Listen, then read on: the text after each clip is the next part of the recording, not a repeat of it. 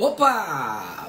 Bom dia, boa tarde, boa noite, como é que vocês estão? Tudo bom com vocês? Nessa live daqui a gente vai discutir alguns destaques da American Heart Association para 2023, para a abordagem do suporte avançado de vida em 2023, tá bom? Então, vamos chegando pra cá, bom dia, como é que vocês estão? Tudo bem? É uma live do Play em horário, em dia diferente, e eu espero que vocês gostem, não é? Meio-dia, a galera do almoço aí, bom almoço pra todo mundo.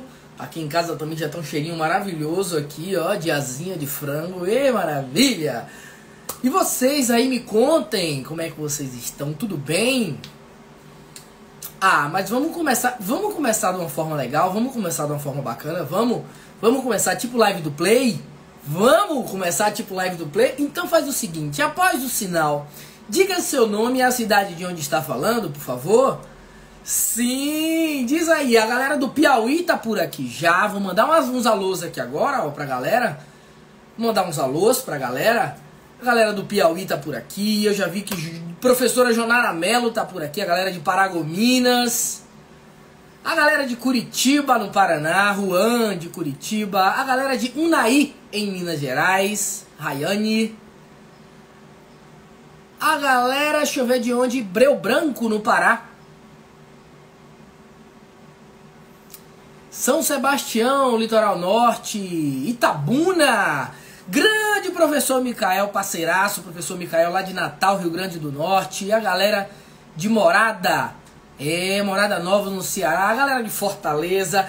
Professora Monique, Tangará da Serra. Professora Monique, vamos organizar, viu? Tangará, se prepara que a gente tá chegando em 2024 aí em Tangará da Serra, hein, Mato Grosso. Vamos ver, a galera da Paraíba tá por aí, a galera de Serra no Espírito Santo. Opa, doutor Biratã de Alagoas, um abraço, meu querido doutor Biratã, daí do Corém de Alagoas. A galera de Maringá, no Paraná. Santa Rita, a galera de Juiz de Fora, em Minas Gerais. Adoro Juiz de Fora, cara. Gabi, na Paraíba, Rio Formoso, Sergipe, a galera do Espírito Santo, Parnaíba, no Piauí, Amontada, lá no Ceará, a galera de Salvador, Bahia, professora Camila já tá por aqui também, um abraço Camilinha, um abraço pra Léo, deixa eu ver, Capim Grosso, a galera de Catarina, Paulo Afonso, Aldeias, eita, a galera do Brasil inteiro tá por aqui. Bom, gente, sejam muito bem-vindos a nossa live. Claro que eu vou dizer que é uma live do Play. É num dia diferente? É num dia diferente. É numa hora diferente? É numa hora diferente. Mas vocês já, eu acho que vocês já têm uma ideia de porquê. Eu tô bem rouco, mas vai dar certo demais. Vai dar bom. Olha, a galera de lá do Hospital Pro Hope, aqui em Salvador, lá em Cajazeiras, sim, Cajacity. Um abraço pra galera do Pro Hope. Uma galera boa lá na Pro Hope, hein? Cara, seguinte, a gente chamou essa live aqui hoje, eu ia fazer ontem, mas ontem a gente teve uma adversidade, a gente teve uma prima muito querida que veio a falecer, e aí a gente teve que passar esse momento com a família, né? E também tava muito rouco ontem, e aí preferi não fazer live nenhuma ontem, ficar mais restrito. Mas hoje a gente tá aqui pra gente discutir sobre as recomendações da American Heart Association. Então essa live é chamada para isso. Nesta live a gente vai destacar os destaques da American Heart Association no que se refere às atualizações e orientações novas sobre a abordagem do suporte avançado de vida no paciente em parada cardiorrespiratória. A gente tem de modo geral, eu postei ontem à noite aqui, ó, recebi e já postei para vocês. Também disponibilizei para vocês, tá bom? Para quem mandou um eu quero lá nos comentários da minha postagem, a minha equipe mandou ontem e hoje, a gente mandou para mais de 200 pessoas já a essas atualizações, esses destaques. Então, para todo mundo que quiser, conhecimento não tem dono, como eu falo, como é minha frase de cabeceira. Então, para todo mundo que quiser esse destaque, para ter, para salvar, para guardar, para usar no dia a dia e também para estudar para concurso, para residência. Porque os destaques, apesar de serem poucos destaques, digamos assim, mas eles são relevantes, eles são importantes. É um consenso internacional que se volta em torno de apontar os principais destaques. Então vale sim uma discussão da gente, vale uma observação, são algumas modificações, algumas mudanças. São mudanças drásticas, professor? Não, não são mudanças drásticas, mas é sempre muito importante estar na vanguarda do conhecimento, na vanguarda da ciência. E aqui estamos para discutirmos esses destaques da American Heart. Por quê? Porque são destaques novos, são informações interessantes, informações novas. Então, no meu ponto de vista, vale sim uma live para discutir, vale sim eu estar aqui com vocês para a gente discutir, tirar alguma dúvida se tiver e também para pontuar que isso vai cair na tua prova, tá bom? Então, professor, por que você só não postou? Não, porque eu achei interessante vir aqui, ó, falar cara a cara, porque o meu negócio é de corpo presente, bebê. É discutir, é destacar, é informar. Beleza? Então vale super a pena estar aqui com vocês. No meu ponto de vista, é sempre muito bom estar aqui com vocês. E não só um post frio ali. Beleza? Post frio por post frio, a gente mandou para todo mundo já o destaque. Mas é interessante que a gente discuta ele, apesar de poucos destaques, que a gente discuta, que a gente reflita, que a gente traga para nossa realidade, porque o dado frio não se aproxima tanto da nossa realidade, mas quando a gente entende, compreende e interpreta, isso consegue chegar mais perto da gente. Beleza? E é por isso que essa live tá aqui. Tá bom? Show de bola! Um abraço pro meu irmão, meu amigo Marcos Dória, o melhor professor de terapia intensiva que eu conheço. Professor Marcos Dória, gente. Para quem você não segue o professor Marcos Dória, tá perdendo. Um dos melhores professores que a gente tem na mentoria DEA. Eu assisto as aulas de Dória para revisar UTI, cardio. Eu assisto as aulas dele, que é um professor de dentro da mentoria DEA. É um amigo, um parceiraço de longa data. Então, um abraço, Dória. Tamo junto, irmão. E vamos lá, os destaques então, né? Pra galera que já recebeu os destaques, é importante que a gente acompanhe isso. Acompanhe, porque é super interessante. A American Heart lançou, nessa última semana, alguns destaques para a abordagem do suporte avançado de vida.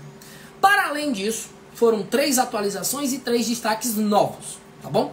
Para além disso, na metade do ano, ele já tinha lançado outros destaques.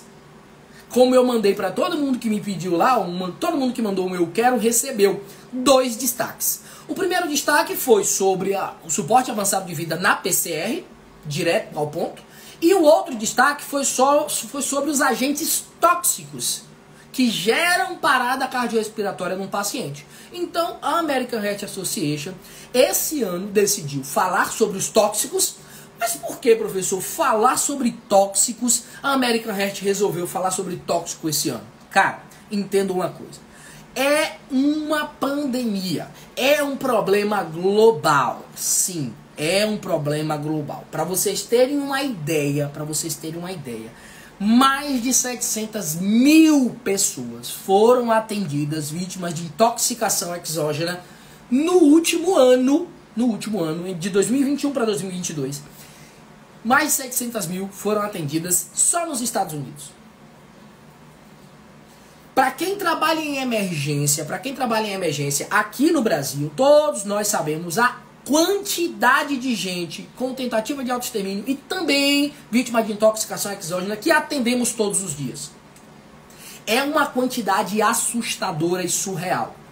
Intoxicação exógena, seja por abuso de drogas ou por tentativa de autoextermínio, é um número aumentando exponencialmente. É um número que aumenta exponencialmente.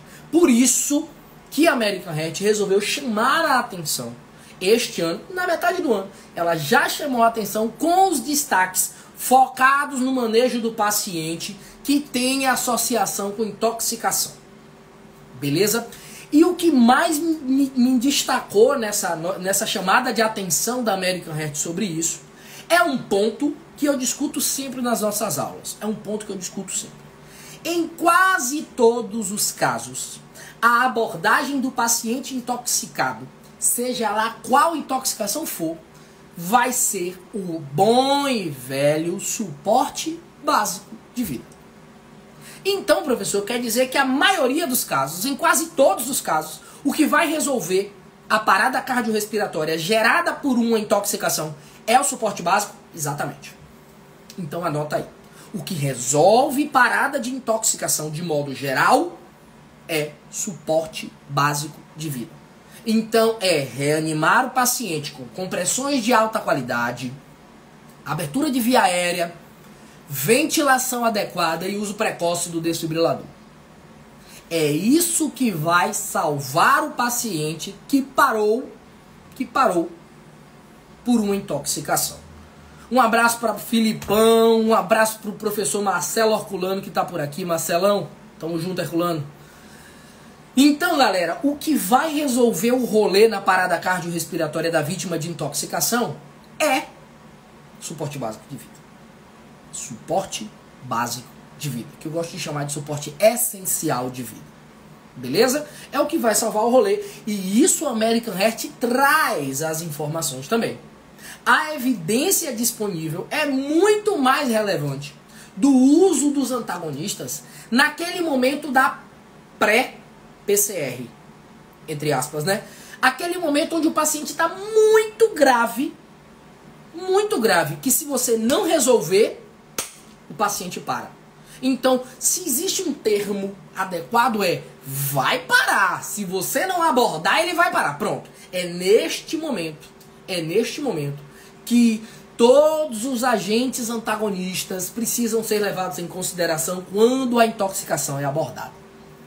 Então, a maioria dos antagonistas, eles devem e são úteis no pré-PCR, no momento antes do paciente parar, no momento onde o paciente está gravíssimo. Professor, quais são as características desse paciente? Hipotensão, arritmia grave, onde você já tentou tratar a arritmia na droga de primeira escolha e não conseguiu. Então, nesse paciente que está em pré-PCR, o antagonista é impecável na grande maioria das vezes. Mas depois que o paciente para beber, depois que ele faz a parada cardiorrespiratória propriamente dita, em muitos poucos casos, a gente vai ter uma qualidade de uso do antagonista. Em muitos poucos casos. Beleza? Para vocês terem uma ideia, o destaque da abordagem do paciente intoxicado só traz um algoritmo de droga viável durante a parada respiratória. Anota. Um antagonista que é viável na parada respiratória. É um só, cara. Você acredita num negócio desse? Só um. Ah, e como assim, professor? Quer dizer que eu não vou usar antagonista no paciente que está em PCR? Não. Eu estou dizendo que cada caso precisa ser avaliado em muitas especificidades. Por exemplo, o paciente que para por intoxicação por carbamato ou organofosforado, o uso da atropina não é indicado durante a PCR. A menos que seja uma parada presenciada e que você não tenha a adrenalina pronta e a atropina esteja pronta. Aí você faz a atropina, mas você já vai buscar a adrenalina para fazer, porque a droga de primeira escolha na parada cardiorrespiratória é a adrenalina. E você não pode retardar o uso da adrenalina para usar a atropina. Se ligou? Então, gente, tudo que é indicação sumária no pré-PCR, no paciente gravíssimo, já não é mais indicação direta no paciente em parada. No paciente em parada, a droga de primeira escolha é a droga que vai fazer um boom no coração, que é a adrenalina. Então, invariavelmente, você não pode deixar de fazer a adrenalina como droga de primeira escolha para fazer um antagonista. Beleza? Então, pensando nisso, eu só vou lançar mão dos antagonistas quando essa parada cardiorrespiratória já tiver o ritmo detectado, quando já tiver a adrenalina feito e for refratária a adrenalina. Então eu sei da intoxicação, eu já fiz a adrenalina, já sei qual é o ritmo, óbvio. Aí eu vou pensar no antagonista específico, se esse antagonista for me ajudar durante a parada. E muito poucos antagonistas vão me ajudar durante a parada. Por isso, o foco e a concentração da abordagem do paciente intoxicado que gerou uma parada cardiorrespiratória nele é suporte básico de vida. Beleza? Suporte básico de vida. Professor, mas o senhor falou que tem uma intoxicação que tem uma indicação muito boa da parada respiratória. Ó, qual é? Eu trouxe aqui para te mostrar, ó. Esta redezinha tá desse jeito. Esta redezinha tá desse jeito. Tá uma maravilha. Ó, puf, puf, puf, despencando. Mas voltamos. Sim. Então, quando a gente tem parada cardiorrespiratória por algumas informações, por alguns agentes tóxicos, a gente tem basicamente uma orientação, sério, uma orientação que é uma orientação direta da American Heart Association para a abordagem do paciente que parou por uma intoxicação. Sabe qual intoxicação é essa? Alguém chuta aqui? Qual intoxicação é essa? Professor Ítalo Adjunto tá por aqui. Um abraço, meu irmão. Alguém sabe qual é a intoxicação que tem indicação direta de abordagem na parada respiratória? Conta aí pra mim. Coloca aqui nos comentários.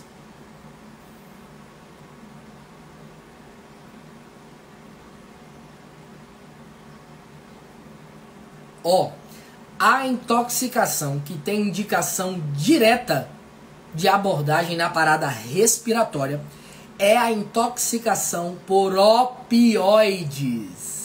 Intoxicação por opioides. E a droga antagonista é o Narcan, a naloxona, como o professor Herculano trouxe aí.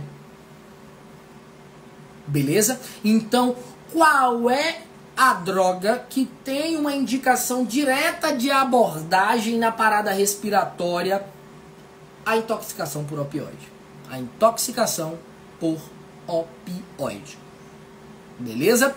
Tem algoritmo dentro do destaque, dentro da recomendação, exclusivo para a intoxicação por opioide.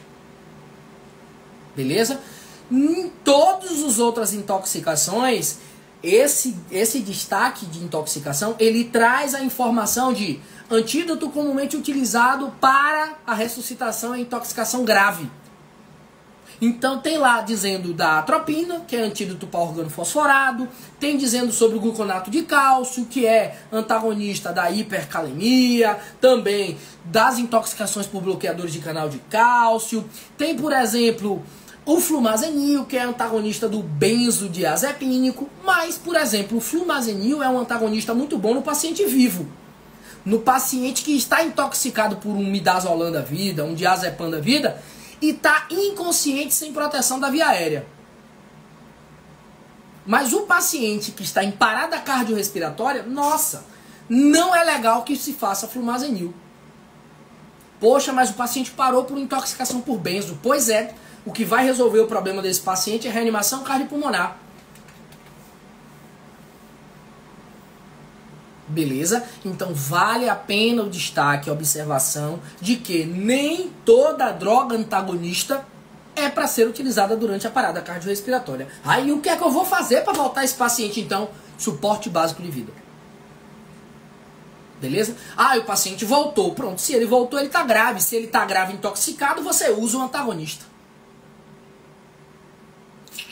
Sacou? Então, antagonista para ser utilizado talvez no pós-PCR, no pré-PCR, beleza? Durante a parada tem que ser muito específico, tem que ser muito bem estudado, muito bem pensado, porque esse antagonista, inclusive, pode deteriorar a abordagem desse paciente, a absorção, por exemplo, da adrenalina. Se você usa uma base forte, você vai neutralizar a adrenalina, que é uma droga ácida. Beleza? Então, se liga, porque nem todo antagonista deve ser feito durante a parada cardiorrespiratória, por mais que ela tenha sido induzida por uma intoxicação. Tá bom? Então, esse destaque fala de órgão fosforado também, com o uso das oximas, né? Por exemplo, a praladoxima é a droga de indicação no uso dos órgãos fosforados. Aí ele vai falando de todas as outras, mas destaca que a única exclusiva que tem uma indicação direta de abordagem é... Rafa, no Desvendando tem tudo isso, viu? No Desvendando tem tudo isso. Já tem. Já tem. Na aula de suporte avançado de vida, por exemplo, a minha abordagem de tóxicos lá é exatamente essa. E na aula de tóxicos também. Então, dentro dessa perspectiva, a gente precisa analisar que nem todo paciente vai se beneficiar desse agente antagonista durante a parada. Beleza? Ah, professor, e o uso desse opioide, o uso desse antagonista do opioide, quando é indicado? Se eu estou falando de socorrista leigo, se o paciente tem alteração de respiração, ou seja, se ele está bradipneico, se ele está com gasping agônico, já usa direto naloxona e usa o DEA, já pede ajuda, reanima esse paciente até você conseguir chegar lá um profissional de saúde. Isso no leigo. Para vocês terem uma ideia, o uso do naloxona é tão enraizado na cultura norte-americana que todo DEA nos Estados Unidos possui uma canetinha de Narcan. Todo DEA nos Estados Unidos tem uma canetinha de Narcan colada do lado. É padrão do DEA norte-americano ter um Narcanzinho do lado. Porque as intoxicações por opioide lá são muito, mas muito altas. Muito altas. Então, muita gente, para vocês terem uma ideia, 700 mil pessoas se intoxicaram e 100 mil pessoas morreram de abril de 2020 a abril de 2021. Abril de 2020 a abril de 2021. Um aninho, 12 meses, foram 100 mil mortes por intoxicação por opioide. Por overdose de droga de modo geral. Para vocês terem uma ideia, aumentou quase em 30%, de 20 para 21, aumentou quase 30% a quantidade de gente que morreu. Nara perguntou qual é a causa. A causa, Nara, sabe qual é? O acesso. O acesso às drogas opioides lá nos Estados Unidos é muito mais facilitado do que aqui. Aqui ninguém compra um opioide se não tiver uma receita azul lá, tal. Receita retida na farmácia. Ninguém compra um opioide aqui se não for assim. Lá o opioide é vendido como a nossa dipirona aqui é vendida. No barzinho, na farmácia, na rua, na chuva, na fazenda, na casinha de sapê. Em todo lugar que você chega tem lá um opioidezinho para vender. Para você, ó, tomar pra dor de cabeça, pra dorzinha no estômago, opioide, whatever. Beleza? A nossa dipirona nem entra lá. Beleza? Então, cara, essa facilidade aumenta significativamente, exponencialmente, o nível de intoxicação, porque a depender do tipo de uso vai gerar uma dependência química, vai aumentar a dose, vai fazer down regulation, esse paciente vai usar cada vez mais e vai, inevitavelmente, intoxicar-se. Beleza? Então, essa é a lógica do uso da naloxona. No leigo, tem bradicardia ou tem bradipneia associada, tem algum distúrbio, tal, naloxona, DEA, retorne à reanimação até que uma equipe de saúde chegue. Se for profissional de saúde, no nosso caso, por exemplo, o que é que a gente vai fazer diante de um paciente onde a gente suspeite de intoxicação por opioide? A primeira coisa, ver se está em parada cardiorrespiratória ou se é uma parada respiratória. Beleza? A partir do momento que o DEA está disponível, a gente já vai instalar. Se esse paciente tem alteração respiratória por conta da intoxicação por opioide, a gente vai abordar esse paciente com o uso de naloxona na parada respiratória. Já se o paciente tiver em parada cardiorrespiratória, a gente primeiro, como suporte avançado de vida, avalia o ritmo. Se é um ritmo não chocável, prioridade, acesso para adrenalina. Fiz a primeira adrenalina, chequei ritmo de novo, já está na hora da segunda adrenalina. Fiz a adrenalina, esse paciente foi refratário ao uso da adrenalina, vou ter que pensar nos 5Hs e 5Ts. Já sei qual é o T, é o tóxico e foi por opioide. Aí você pensa na abordagem do opioide, do antagonista do opioide, na naloxona. Agora é só para ser considerado. A orientação, destaque e recomendação da ARRA é: considere o uso da naloxona se esse paciente já tem já tem o suporte básico feito, e se o suporte avançado já abordou esse paciente com checagem de ritmo, com avaliação de acesso venoso e adrenalina. Foi refratário? Foi. Considere o uso. Então, não é chegou, é intoxicação, tá em PCR, vamos priorizar naloxona. Não, não. Você prioriza suporte básico, faz todo o básico direitinho, a abordagem do suporte avançado com checagem de ritmo, checagem de necessidade de acesso venoso, que vai precisar, aí sim você faz adrenalina, e nas situações refratárias ao uso de adrenalina, aí sim você vai pensar em 5H e 5Ts, e o T que a gente já sabe qual é, a gente vai tentar resolver. Beleza? Ficou claro os tóxicos? Ficou claro? Ficou claro? Show, excelente. Ficou bom? Ficou claro? Muito bom, obrigado. Ó. Beleza. Então agora a gente fala das outras abordagens, dos outros destaques. Porque esse foi de julho, tá? Esse das intoxicações foi de julho. E eu mandei pra todo mundo que me pediu, viu? A galera colocou lá eu quero, e eu mandei pra todo mundo, viu? Colocou lá na postagem eu quero, minha equipe mandou pra todo mundo, beleza?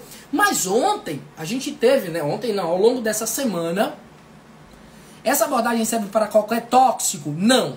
Já tinha falado antes, a live caiu infelizmente, mas eu já tinha falado antes. Nem todo tóxico vai poder ser antagonizado durante a parada cardiorrespiratória. Tem tóxico que vai ter que ser revertido com suporte básico de vida. E o suporte básico de vida sendo bem feito, reanimou o paciente, aí o antagonista vai entrar em ação.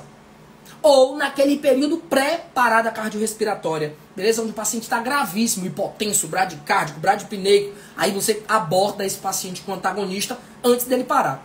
Agora, durante a parada, a maioria deles não vai surtir efeito que a gente quer. Beleza? Tranquilo? Então vamos para os destaques desta semana. Os destaques dessa semana são interessantes porque trazem informações, algumas informações novas. Professor, mudou muito? Não, não mudou muito. Não mudou muito, mas é interessante a discussão, é importante a discussão. O dado tá lá, entregue, mas vamos trazer para nossa realidade, bebê? Vamos trazer, vamos ver o que é que a gente pode fazer ou não, o que é que a gente faz ou não. Beleza? É importante que a gente pense assim. Quais são, então, professor, os destaques do suporte avançado de vida direto depois dessa avaliação do destaque de intoxicação? Se liga.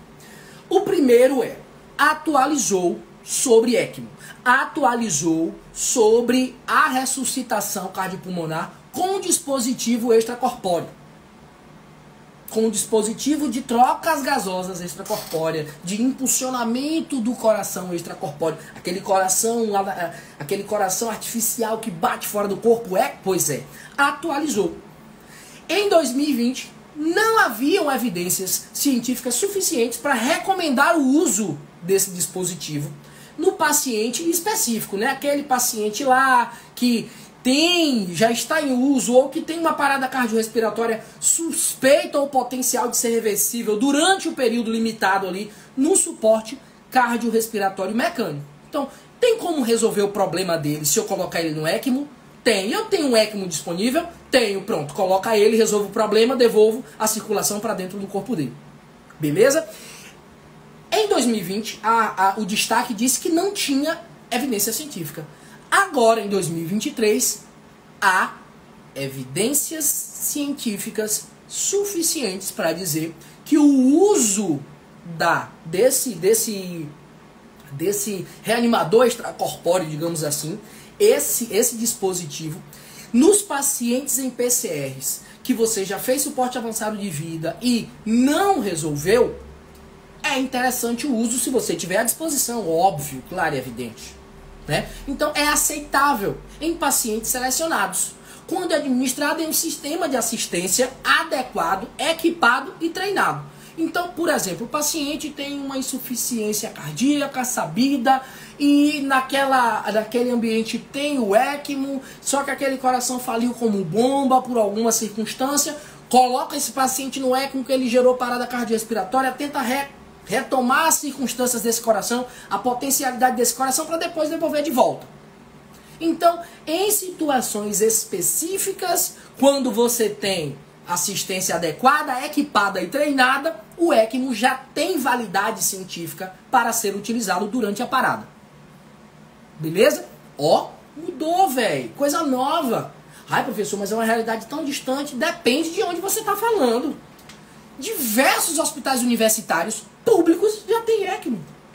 Diversos hospitais privados da rede de assistência, né, da rede secundária, digamos assim, da rede complementar, tem ECMO. Então, é uma realidade cada vez mais próxima da gente. Mas lá na prova pode cair te cobrando isso. É uma possibilidade, sim ou não? Sim, é uma possibilidade, desde que tenha assistência equipada, adequada e treinada, em situações específicas. Beleza? Então, essa é a primeira atualização. Atualizou. Tá bom? Um abraço aí, deixa eu ver mais pra quem aqui que entrou por agora. A galera da Sírio Saúde, a galera de João Pessoa, deixa eu ver mais quem. Professor Bruno Luna, meu irmãozinho. Professor Bruno Luna, saudade, viu, irmão? Saudade. Olha aí, JJ, meu parceiraço daqui do SAMU de Salvador, falou: eu já atendi uma PCR de um cardiopata que usou um ECMO no intra-hospitalar. Perfeito, perfeito.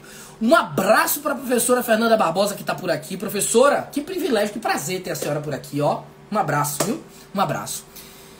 Vamos lá, então, galera, entendam que atualizações são para serem observadas mesmo, tá? São para serem observadas. Não necessariamente a gente vai colocar dentro do nosso dia a dia agora, já aqui, mas vai chegar uma hora que pode ser que caia na prova, sacou? Muito bom. Então, outra informação que atualizou, não é novo, atualizou. A angiografia coronária de emergência. A angiografia coronária de emergência, nos destaques de 2020, elas eram aceitáveis nos pacientes selecionados. Aqueles pacientes que eletricamente ou hemodinamicamente estavam instáveis e que fossem, né, ali comatosos depois de uma parada cardiorrespiratória extra-hospitalar, com suspeita de origem cardíaca, beleza? Se o paciente não tivesse supra de ST no eletro. O paciente era elegível para angiografia coronária de emergência até 2020, a recomendação era essa. Ele é passível, se ele não teve um infarto, ele vai para angiografia coronária. Tá tenso, hein, Plata? Plata. Plataforminha do meu coração. Rapaz, já tem mais de mês, tá? Só pra lembrar, já tem mais de mês que tá essa catástrofe por aqui.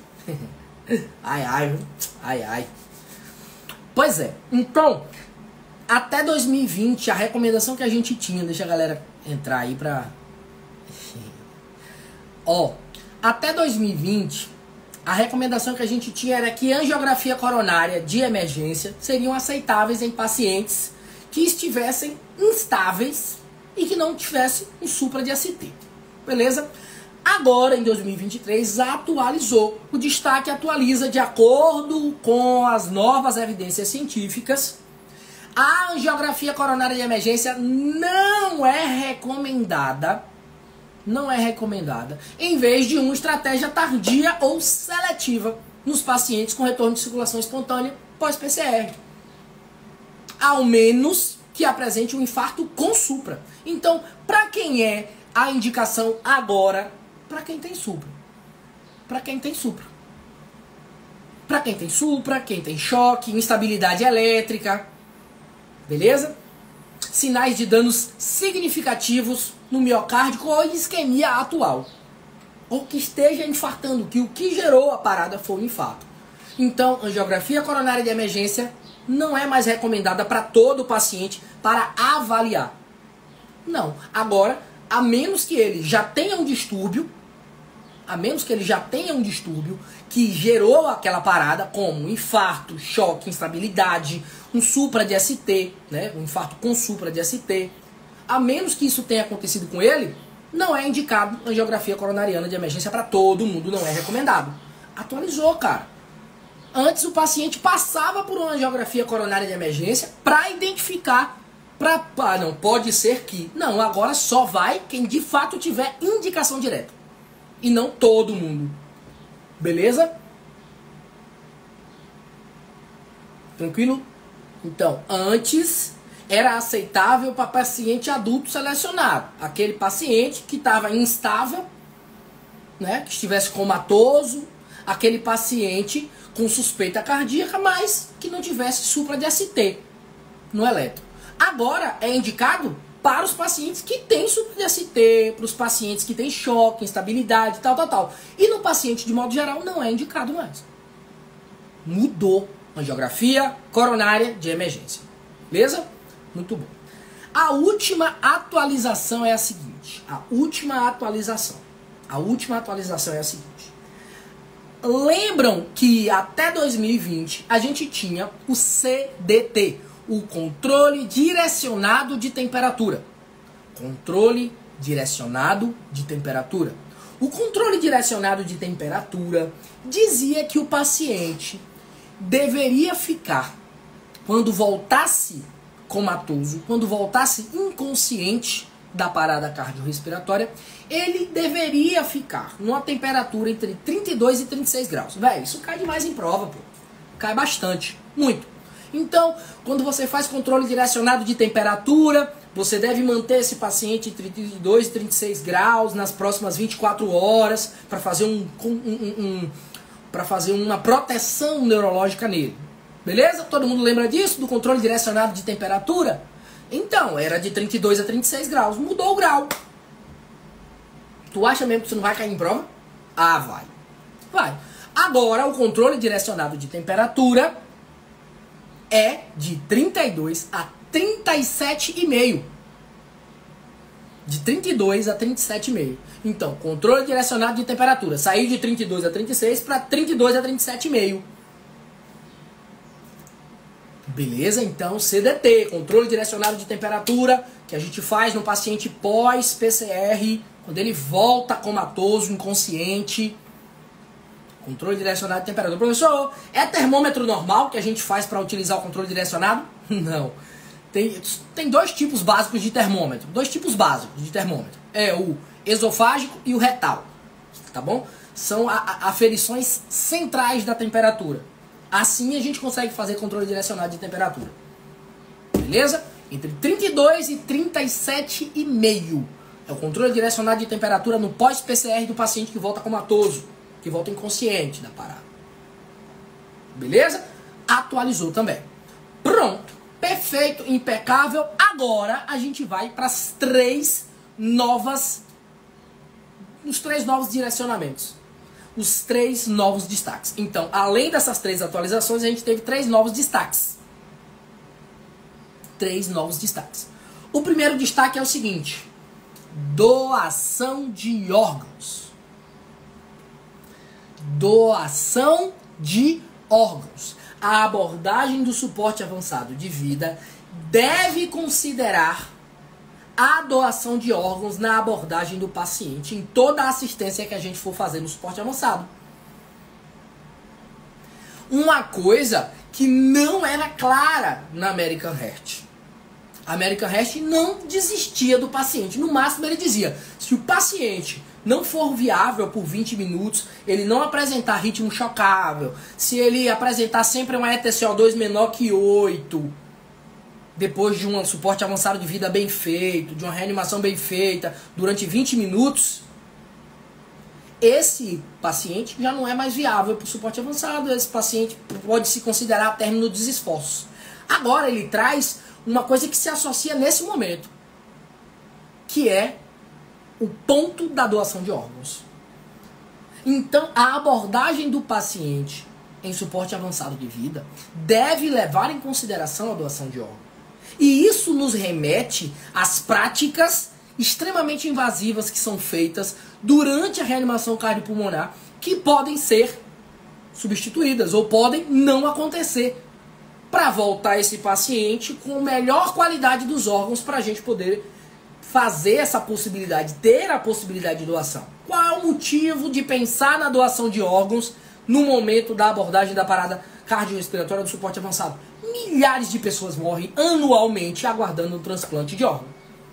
Diversos estudos observacionais demonstram que a função dessa abordagem, os resultados dos receptores, eles são muito bons quando são transplantados de órgãos recuperados de paciente em PCR ou em comparação ao doador falecido. Então, a reanimação cardiopulmonar, ela deve ser pensada, inclusive no ambiente intra-hospitalar, com vistas a esse paciente em reanimação cardiopulmonar, ele pode ser um potencial doador. Então, essa parada cardiorrespiratória, desde que não consiga ser revertida e o paciente não teria viabilidade, ela vai beneficiar diretamente os pacientes receptores. E é um resultado importante que raramente é levado em consideração. Então, como se dá uma parada cardiorrespiratória? Qual é a métrica que você tem que utilizar? O que é que você tem que pensar? A gente tem que desensibilizar o familiar antes, a gente tem que já deixar a equipe de captação de órgãos atenta. Então, principalmente no paciente que já tem uma possibilidade de morte encefálica, associada, por exemplo, a um trauma, por exemplo. Então, é pensado e é notório que, por exemplo, o paciente está em protocolo de ME, numa UTI da vida. Esse paciente é um potencial doador, mas a equipe não se atentou a isso. O paciente parou, ninguém reanima. Cara, essa reanimação cardiopulmonar pode beneficiar os pacientes receptores. Então, pensar na doação de órgão no momento que a gente estiver reanimando o paciente é importante e é uma nova discussão, uma nova roupagem que a AHA traz aí. A segunda nova discussão diz direto para os pesquisadores em saúde, né? Que é importante desenvolver e implementar métodos para melhorar a representação dos participantes das diversas origens e melhorar a exatidão dos relatos de dados demográficos dos participantes dos estudos. Isso significa que não adianta a gente ficar utilizando exclusivamente o que a própria AHA diz sobre só estudos norte-americanos. Porque as diversas realidades precisam ser levadas em considerações. Se a gente não leva em consideração as diversas possibilidades, as diversas origens, as diversas formas de participantes, se a gente não leva em consideração a necessidade de estudar pacientes também fora dos Estados Unidos, fora da Europa, a gente não tem uma estratificação muito boa do que é que acontece de modo geral no mundo. E aí a gente não implementa as melhores evidências científicas para o nosso povo, por exemplo. Porque a gente sempre traz a informação de lá, mas que não casa direitinho, orna, ó, fica faltando um pedaço para a nossa realidade. Então, quanto mais a gente desenvolver e implementar métodos que melhorem e consiga representar participantes multi-origens, melhor a exatidão dos resultados. Então, uma discussão a nível mundial só vai ser muito bem executada quando eu tiver muitos participantes de muitas e diversas possibilidades de outros países também. Então, a AHA traz a responsabilidade para todos os pesquisadores do mundo aí, dizendo, gente, não conta só comigo não, pelo amor de Deus, porque os meus estudos são daqui. Eu preciso de mais estudos para conseguir dar mais destaques melhores, mais direcionados para o mundo todo. Interessante essa da AHA, hein? Dizer que ela sozinha não consegue dar toda aquela informação. Eu achei muito interessante esse destaque. E o terceiro destaque, né, novo destaque, é a abordagem de anticonvulsivantes depois que esse paciente volta. Então, se o paciente volta de uma parada cardiorrespiratória e ele convulsiona, esse paciente precisa ter uma abordagem adequada e intensiva. Porque aquele processo de convulsão, ele pode gerar uma nova parada cardiorrespiratória. Então, o uso terapêutico de medicamento anticonvulsivante não sedativo pode ser aceitável no paciente em pós-PCR. Então, esse paciente, olha só, esse paciente tem histórico de convulsão? Tem. Esse paciente convulsionou antes da parada? Convulsionou. Ele voltou? Voltou. Tá inconsciente? Tá. Usa um anticonvulsivante. Porque isso vai inibir uma crise convulsiva, que pode, por exemplo, se associar à crise convulsiva hipóxica do período da parada cardiorrespiratória. Beleza? Então é interessante que a gente pense que se o paciente volta, eu tenho que me cercar de tudo que eu puder para não deixar ele parar de novo. E ele chama esse destaque novo aqui do paciente que convulsionou antes da parada, que já convulsionava antes da parada, para utilizar anticonvulsivantes não sedativos, né? Como forma de precaver uma convulsão pós-PCR. Beleza? Então, 3 destaques novos, 3 atualizações, e eu postei por último lá no meu feed sobre esses destaques. Quem colocou lá um eu quero, recebeu uma mensagem minha, beleza? Recebeu uma mensagem minha com os 2 links para vocês baixarem, observarem e terem com vocês. Tá certo? Bom, meu povo, era isso. Eu espero que vocês tenham gostado. E já sabem, né? Faz um print bonito aqui. Faz um print bonito. Faz um print bonito. Sabe por quê? Porque as pessoas que estão olhando... É lá no feed, viu, Márcio? O Márcio colocou eu quero aqui. Eu não vou ver, Márcio. Coloca lá no feed... Na postagem que eu fiz sobre o destaque, na postagem que eu fiz, você coloca um eu quero embaixo que a equipe manda, beleza? Ó, faz um print bonito